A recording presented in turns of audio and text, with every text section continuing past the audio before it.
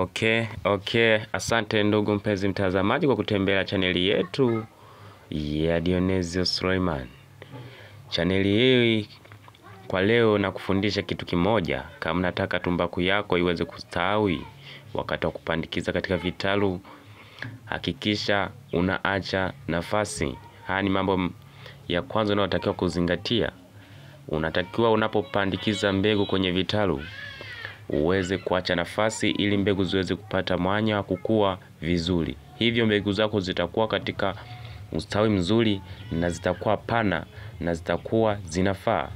Na Yesu naona katika familia ya Dionesio anaelekeza hapo mambo kadha wa kadha. Hivyo huyu ni mtaalamu kabisa. Na tunachoomba cha kwanza uweze kusubscribe katika chaneli yetu ya Dionesio Suleiman. Angalia watu hawa wanavyopandikiza katika ustawi mkubwa, na unaona kabisa mbegu zipo vizuri baada ya wiki ngapi zinapandikizwa. Kwa cha kwanza unatakiwa unapomaliza kupandikiza weka nyasi juu ya hizo mbegu, lakini baada ya siku 2 ondoa. Usisahau kusubscribe, comment na kushare. Asante.